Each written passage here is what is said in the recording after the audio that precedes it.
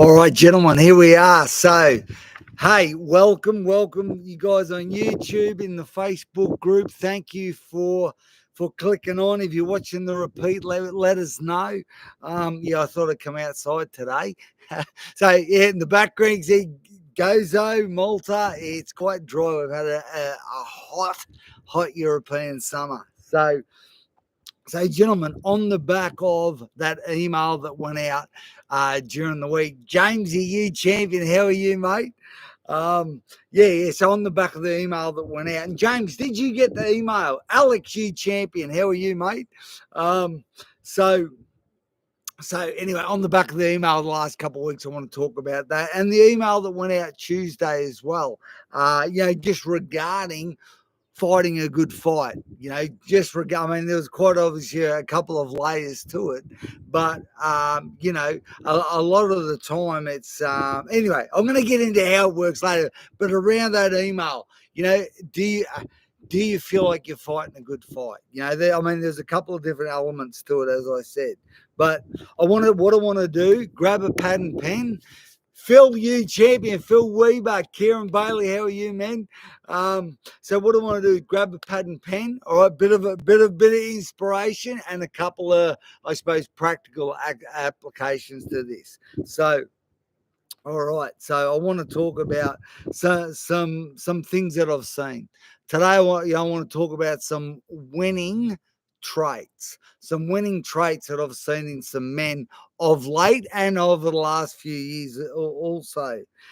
So one of the things I'm going to get you guys to do is actually analyze yourself. Okay, analyze yourself. So that's why you're going to need a pen and pad. Daniel, you champion. How are you, mate? Another Gold Coaster. Goodness me, champions everywhere. So get ready for that. That winning. What do winners have? What are the traits in a winning trait, and really, and just to highlight a couple of men that have taken action regarding winning lately. And Dave Andrews, he's generally on here. He has taken massive action. I've seen it by employing these traits. Okay, obviously action being one of them, but in his business, okay, he was struggling getting leads within a 5-day period. By doing these principles, turning up every day, he ended up with 17 leads in 5 days. That's from a business perspective, that's a pretty good ratio in 5 days from nothing to 17. Awesome. Alex, who's on here, man, because remember we're talking about these emails that are going out and about these assignments, giving ourselves an assignment. Alex, if you don't mind me saying, one of his assignments was to actually get better structure and time with his family, better structure with your business, and that has just been great, hasn't it, Al? I mean, mate, you're on the group. Leave us a comment. How well is that going for you? Because there's some things that Alex has employed. There's a bit of discipline there, which has been great. Kieran, mate, on mission, on fire, helping others, got his music career, taking the next steps there. There's so many men taking action. I mean, I could take all day. Yeah. I know so many. Graham Donnelly, this is a chance. I just had a call to him literally an hour ago. He's been in our mentorship, our Man Alive, and then gone into the second year, just coming to the end of his second year. And I mean, this is a good gauge because obviously in our mentorship, we're talking about paradigms this week and how we're seeing more paradigms, more things that have been actually holding us back. And I mean, this is one aspect of it is money. Money's one aspect. Money's one result of a paradigm. So when he started 2 years ago, his net worth was $1 million, which is, it's a good, bad, or otherwise, it's $1 million. 2 years later, it's 2.8. That's a result of a paradigm, but that's a result of these principles that we're going to talk about in a minute. Okay, I'm going to get to it. I mean, Jason Morgan, I was talking to him before. Phil, Jason Morgan, great guy, always adding things in this group. Even did our program a couple of years ago. He leaves for Cambodia tomorrow. Hey, that's a result. living a life of adventure. That's something. That's the result that he wants. I mean, goodness me, there's so many blokes here. Yeah, Daniel in Canberra, man, what he's doing from these last couple of emails. I mean, he's done some other things as well, obviously in the mentorship, but he's started getting his energy back. He's started to employ fasting. Energy's gone through the roof. I mean, goodness me, Will from Ireland. I mean, there's so many men by employing these principles. Okay, so that winning attitude, that winning attitude.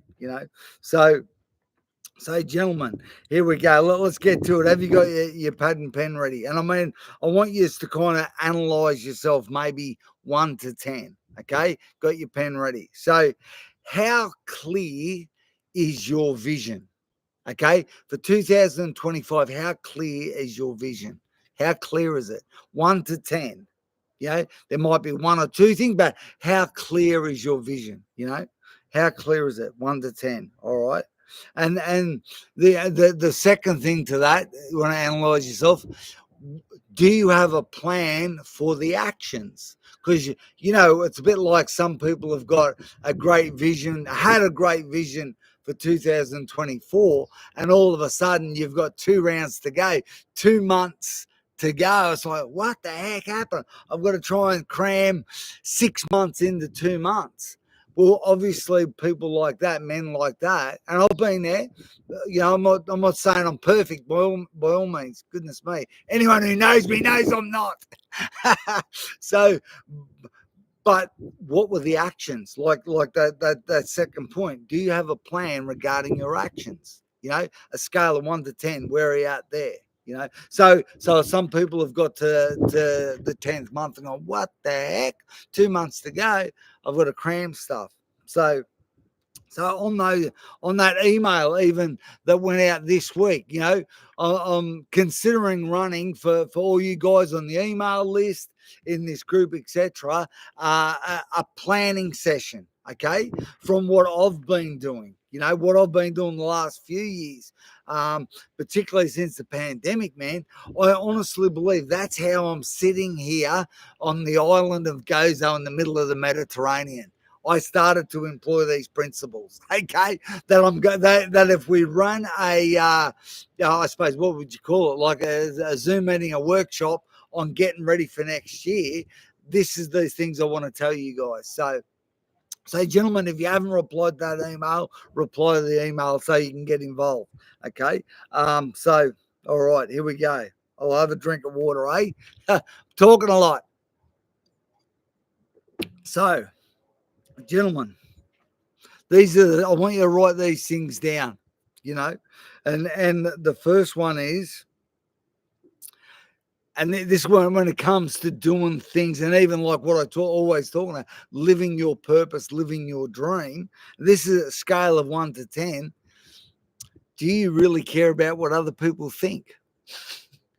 Because if you've got this dream, this purpose in your heart, there's going to be people that are going to have an opinion around what you're doing, particularly if you're doing something you haven't done before. So how important is it? Like, because whatever you do, people are going to talk about it, right? Good, bad, or otherwise. So, but a scale of 1 to 10, how important is it? Like, really, do you really care about what people think? Scale of 1 to 10. Because that's something good to remember. Because if it's, I really care about what I'm sure we all care about what people think, but not enough to take me out the game. Not enough to say, hey, I'm not going to do nothing in case I don't, in case they say something else. So that's something to consider. All right.